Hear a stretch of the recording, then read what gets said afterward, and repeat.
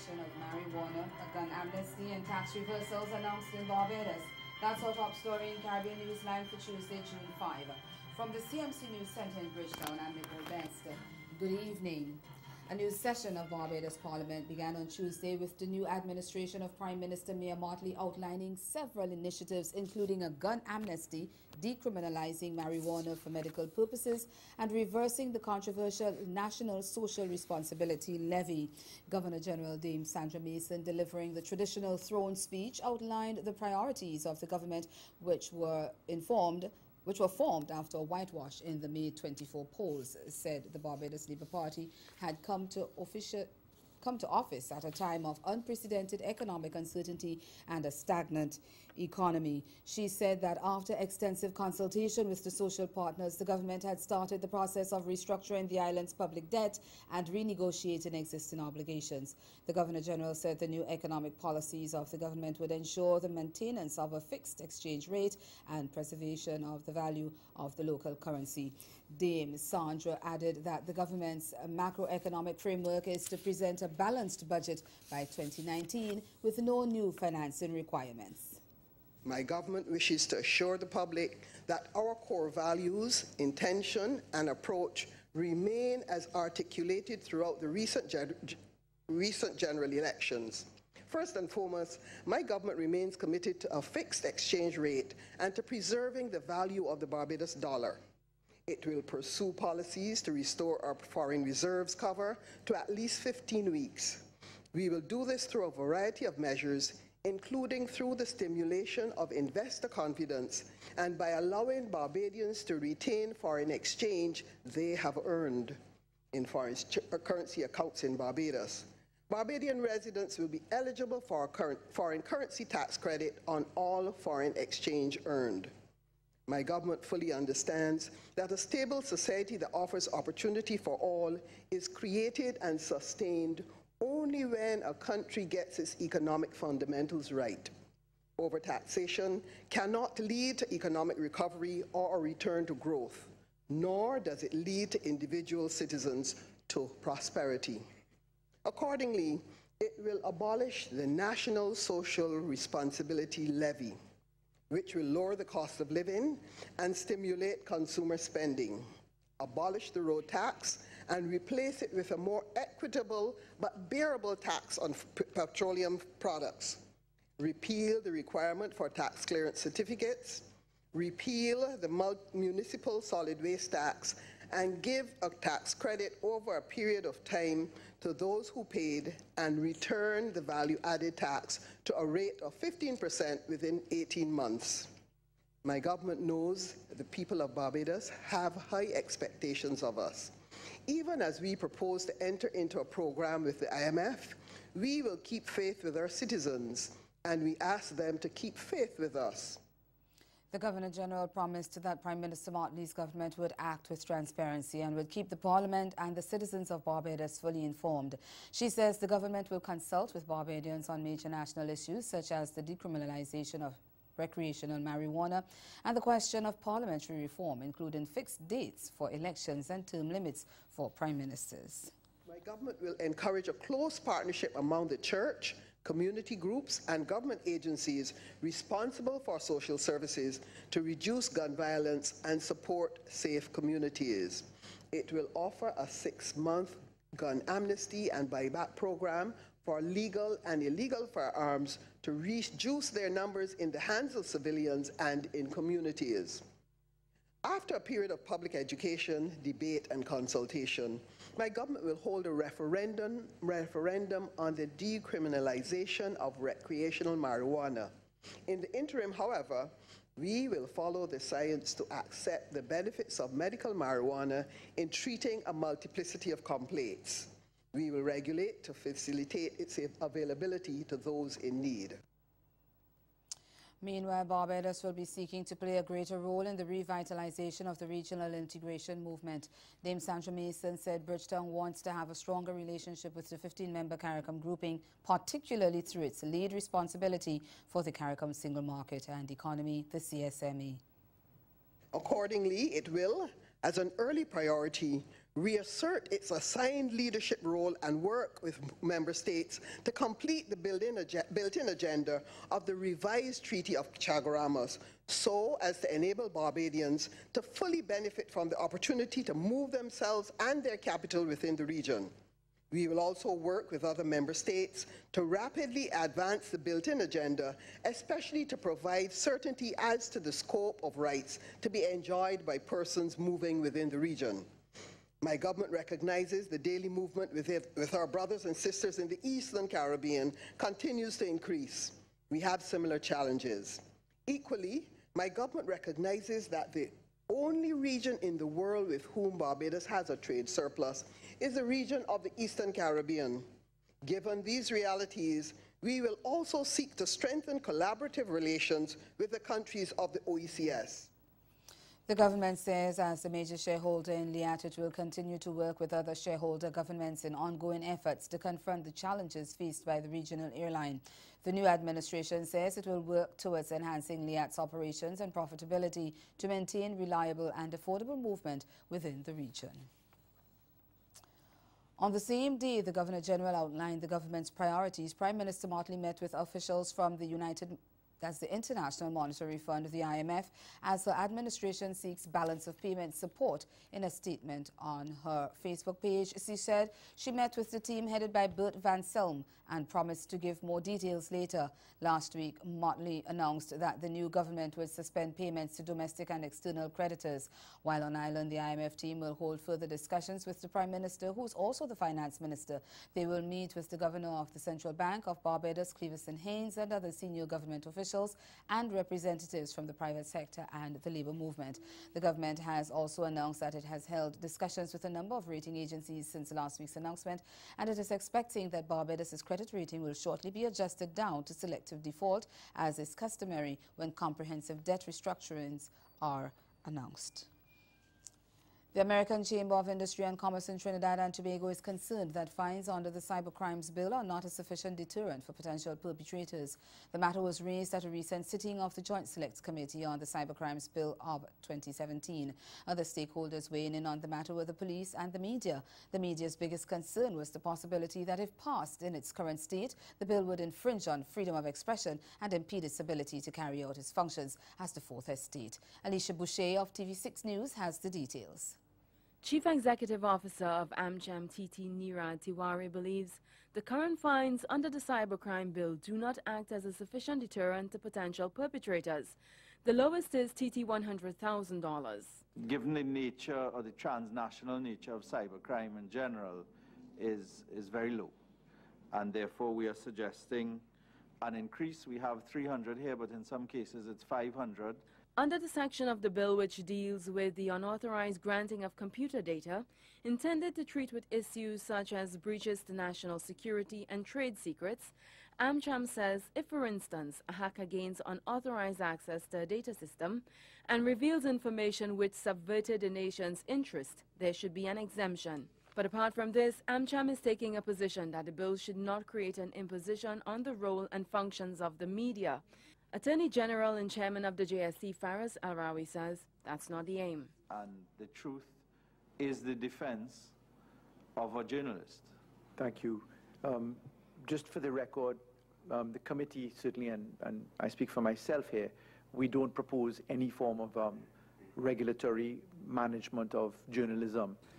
The police service says more offences under the bill should be indictable. According to Acting Deputy Commissioner of Police Harold Phillip, card fraud is a major problem. In 2017, there were close to 1,700 reports with a value of 14.5 million TT and 78 prosecutions. Apart from asking for a longer time frame of 12 to 18 months to conduct investigations, especially where it involves foreign elements, Phillip says provisions should be made for the Commissioner to solicit help on a broader scope. Given the skill sets required to pursue investigation into the cybercrime provisions, we also think that that provision should also be included, whereby we may need to have resources from external. The cybercrime bill infringes on the Constitution and as such requires a 3/5 majority to be passed. And still to come in Caribbean Newsline, Jamaica's tourism industry takes steps to improve its ability to communicate in the aftermath of a hurricane. Stay with us. There's more news after the break.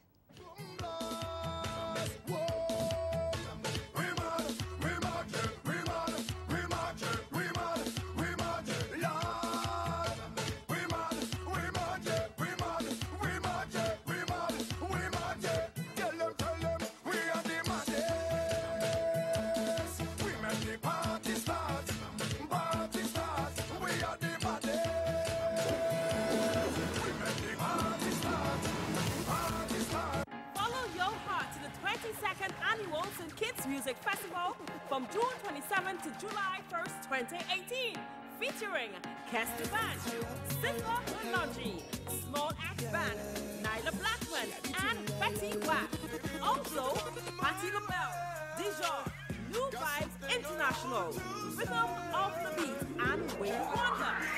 Spice, August Alsina, Aishona, Byron Messiah, Dasha, Shaka Dimas and Pliers, and Miss Lauren Hill. Save the date and book now for the 22nd Annual St. Kitts Music Festival, an experience like no other.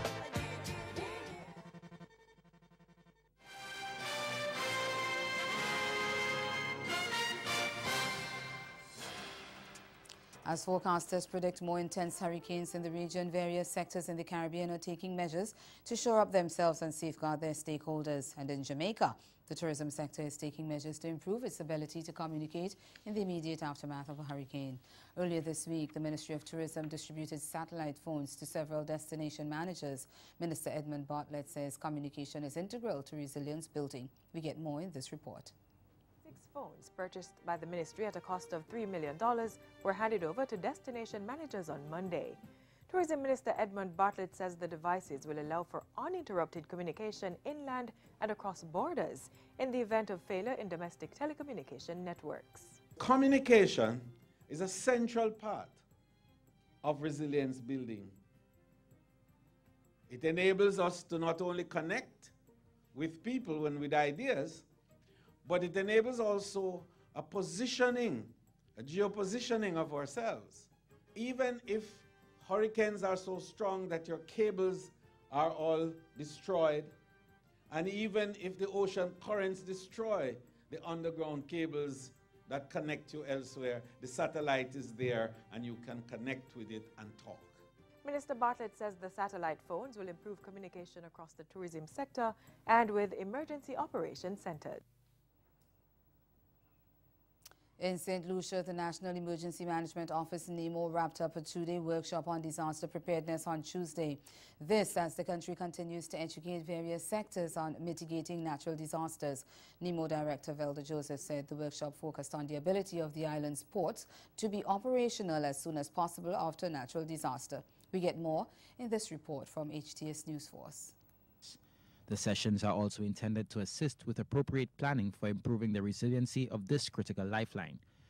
NEMO Director Velda Joseph says the workshop is one of a suite of activities by the organization to ensure that the nation is prepared in the event of any disaster.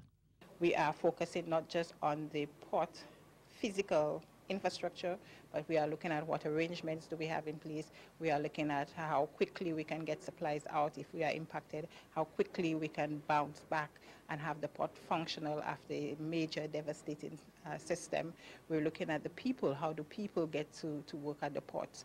And so we're looking at all the arrangements that we have in place and what it is that we do not have, in essence, what are the gaps in terms of making sure that our ports are resilient. We know that we can't talk about one sector being resilient and the other is lagging. We need to have all sectors resilient. We need to have all people build resilience if we are to talk about a resilient St. Lucia. And the whole intention based on our work program is to make sure that we work towards making St. Lucia as a whole more resilient. 2017 was a terrible year for the region and the Northern Caribbean in particular, with the passage of Category 5 hurricanes Irma and Maria causing billions of dollars in damages. 2018 is predicted to be another very active season. Ninoska Somoza is the program director for Outreach Americas.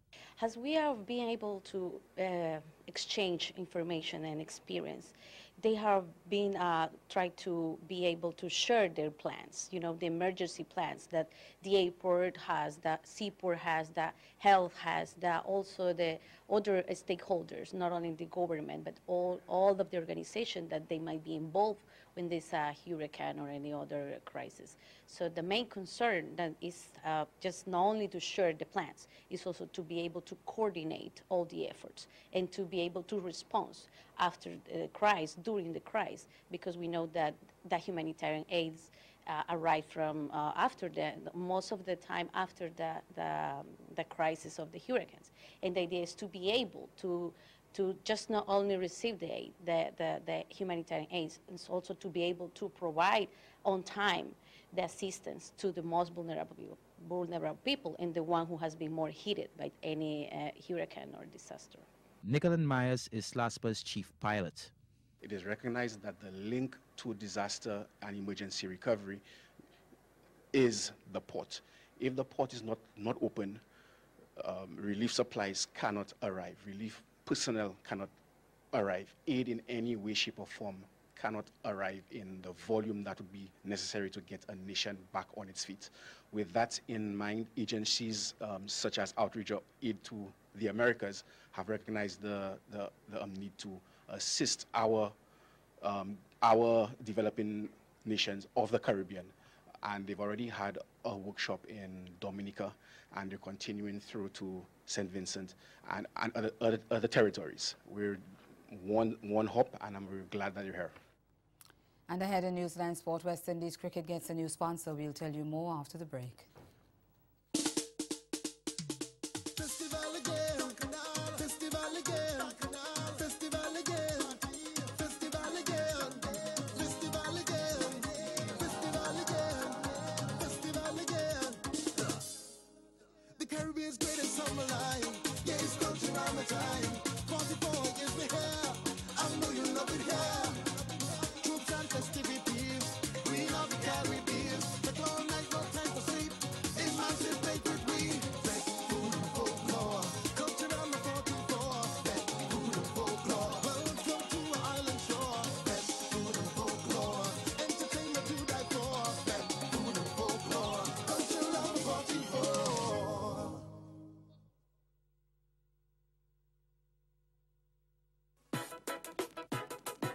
Coming up this month on Caribbean Passport, romance, crop over in Barbados, carnival in Antigua and Barbuda, tourism issues, and so much more. So get your passports ready and let's travel.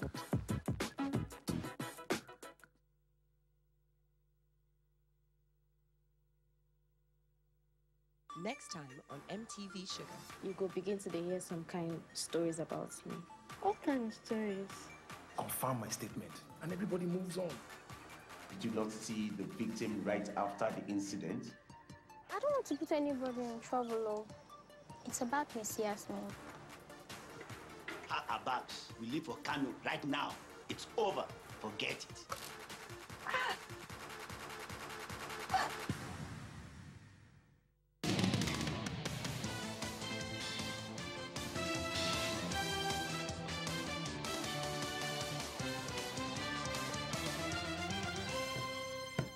Luxury hotel chain Sandals Resorts has replaced Digicel as the major commercial sponsor of West Indies cricket in a 2-year deal that will run until December 2020.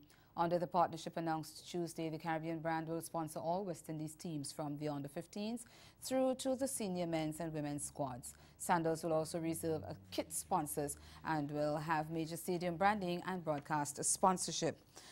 Cricket West Indies Chief Executive Johnny Graves said the development comes at an exciting time for CWI, which has just embarked on an ambitious new 5-year strategic plan.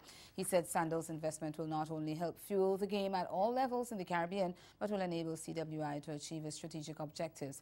The announcement comes just a week after CWI announced it was ending its long-term association with telecommunications giant Digicel, with a year still left in their contract. That commercial partnership lasted 13 years and followed on from a similar long-term deal with Digital's rival Cable & Wireless. Veteran left-hander Devon Smith says he is not putting himself under any pressure to perform as he prepares to play his first test in 3 years when the Windies face Sri Lanka in their first 3-match series starting in Trinidad on Wednesday. The 36-year-old said he has matured and learned how to enjoy his cricket, and he told reporters during a practice session on Monday that's the attitude he's taking into the series. Pacer Shannon Gabriel is also upbeat ahead of the series, and we will get more in that report from Vinod Nawani in this TV6 report.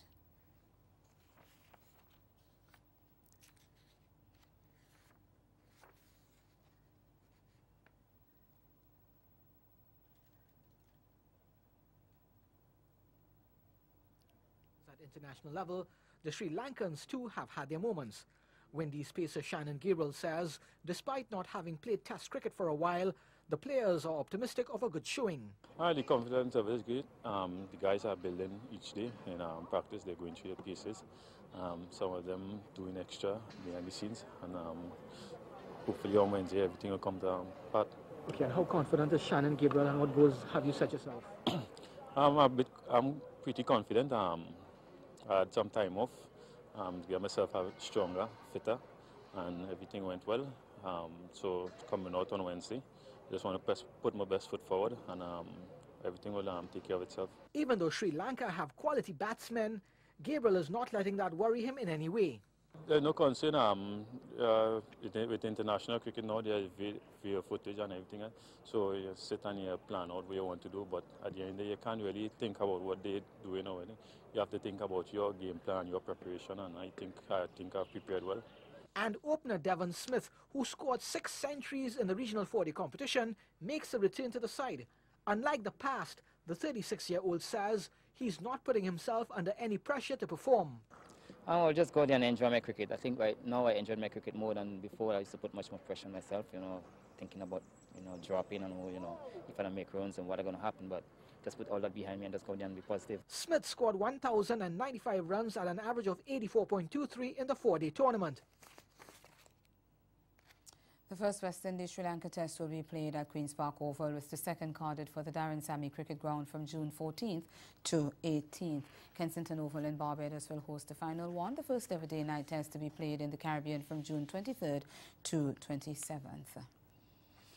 Cricket authorities in London are considering fast-tracking Barbadian Jofra Archer's England qualification to get the high-rated all-rounder available for next year's May 30th to July 15 World Cup. Under the current rules, the 23-year-old, who was born in Barbados to a British father, has to wait out a 7-year period while being resident in the United Kingdom 210 days per year in order to qualify to represent England. Archer possesses a British passport and holds working status in the UK, but because he did not arrive in England until after his 18th birthday, under England and Wales Cricket Board regulations, he has to serve an eligibility residency period. But media reports on Tuesday said the England Cricket Board, the ECB, was hoping to have him involved in the World Cup and the Ashes next summer. It has been reported that informal discussions are underway with regard to the ECB changing its regulations to ensure he would be qualified in time for both events. The Anti-Corruption Commission in the Cayman Islands has made another arrest related to an investigation involving former leaders of the Territories Football Association, CIFA.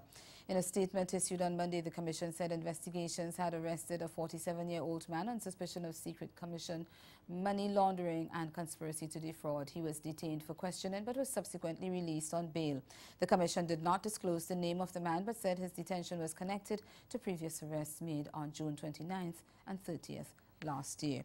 Former CIFA President and FIFA Vice President Jeff Webb was also charged in connection with that case, but has not appeared before the local courts. He remains in the United States awaiting sentencing in September for his role in corruption in international football. Since being arrested in 2015, he pleaded guilty and has been under house arrest.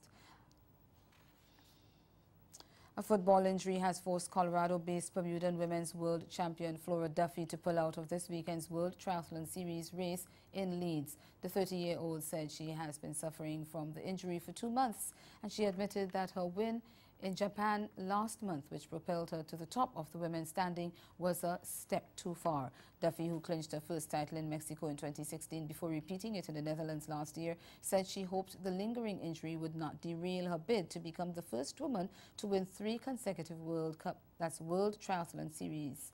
She is aiming to return for the July 15th race in Hamburg, Germany.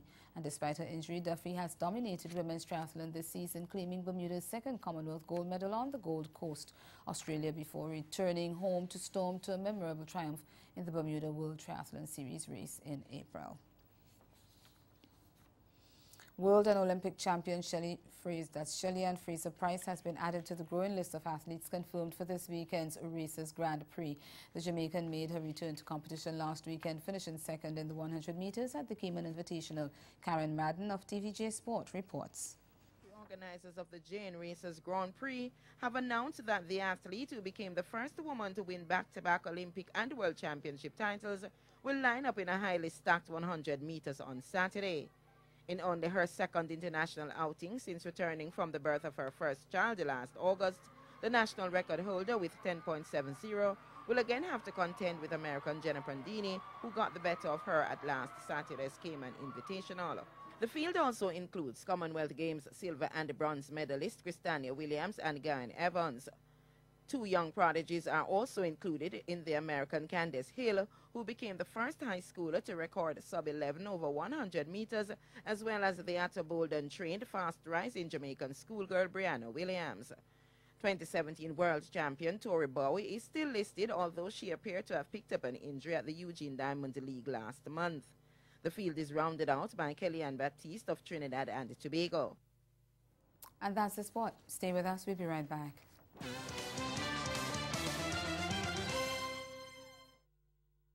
Follow your heart to the 22nd Annual St. Kitts Music Festival from June 27 to July 1st, 2018, featuring Kesteban, Sifa Laundry, Small Act Band, Nyla Blackman, and Betty Watt.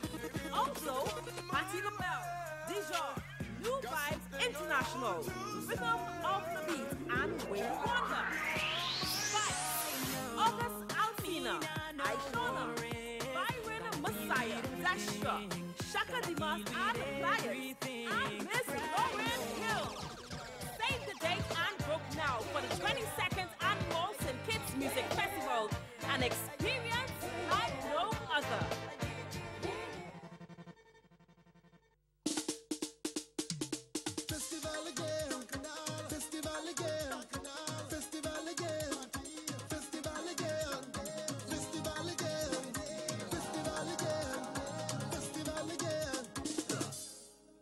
Caribbean's greatest summer line.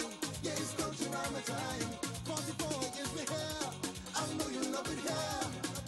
Troops and festivities. We love the Caribbean. But all night, no time to sleep. Emancipate with me. Back food and folklore. Culture around the 44. Back food and folklore. Welcome to our island shore. Back food and folklore. Entertainment to die for. Back food and folklore. Culture around the 44. Again, the major developments of this day: plans for decriminalization of marijuana, a gun amnesty and tax reversals announced by the new government in Barbados. And in sport, luxury hotel chain Sandals Resorts replaces Digicel as the major commercial sponsor of West Indies cricket. That's Caribbean Newsline. For news and sport around the clock, log on to KanaNews.com. We'll be back here again tomorrow. But from all of us at CMC News, thank you for watching and do have yourselves a good night.